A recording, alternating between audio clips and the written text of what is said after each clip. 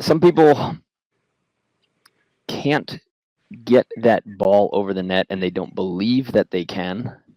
And I haven't had anyone leave a serving session with me without getting a ball over the net from the service line. You know, Right. they always come into it saying, like, I can't do it. I just don't have the power. I just don't have the strength. And it always comes down to one of these two things. Like, are your feet positioned in a good way? Are you actually utilizing them so that you put your roots in the ground and then you can utilize some stretch? And what part of your hand are you hitting? Hmm. Like, those things combined with what's going to be our next key will get everybody their first serve over the net. And all you have to do is just start somebody from half court and then move them back piece by piece. And once you fix those things, like that contact point, there's some people that won't use their open hand, they use their fist because you can just use the harder part of your hand. But now their whole hand is hard because they use their fist, right? Yeah.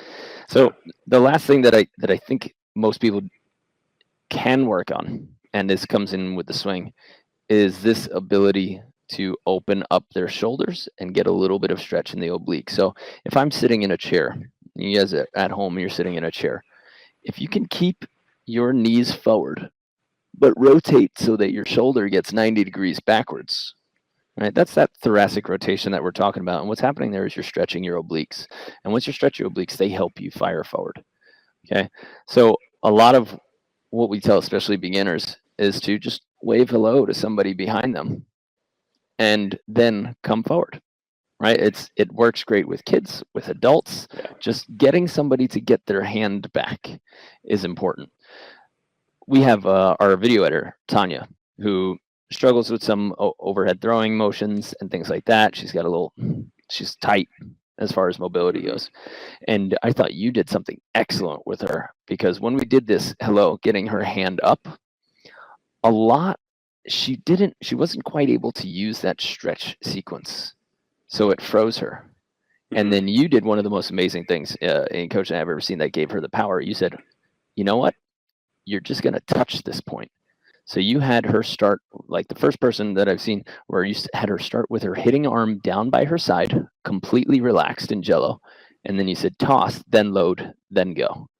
Hmm. And that gave her this fast stretch and release uh, momentum, I guess we'll say. And it finally gave her some power on her float serve. So she was still going to this key of waving hello to somebody behind her, right? But the touch and go speed of it by having her hand down by her side. I'm not saying that this is a solution for everybody, but it's one of the most unique solutions that I've ever seen. And like kudos to you for finding that. To have somebody relax enough so that they're not so stiff and that they can use the stretch sequences in their body. And so kind of the third thing that we can teach players to do is to open up, to wave that hand hello, to kind of twist it. That gives when I wave hello, you give that little extra stretch in your muscles, a little extra forearm You know, stretch. It allows your elbow to rotate. and before you keep going, I think one of the big things with her, with Tanya, when I was working with her, is that I think a lot of people, they get too stressed in this position, Mm. and this, if you're in this position right now at home when you're watching, if your hand is forward, then this bicep tends to tighten up a little bit, you know. But if you wave behind you, now this bicep's loose.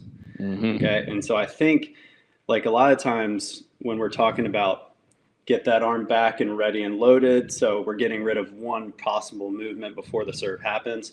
But if you don't have the ability to find that relaxation point to allow that fire to happen, then that's probably one of the struggles there. So I think that's kind of like what I picked up on with Tanya. Yeah, it was a good find. Thanks. Yeah. So third, everybody is just be able to turn that hand back.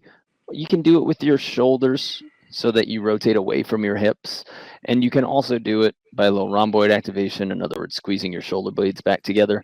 That helps you get another 2 to 3 inches of open space.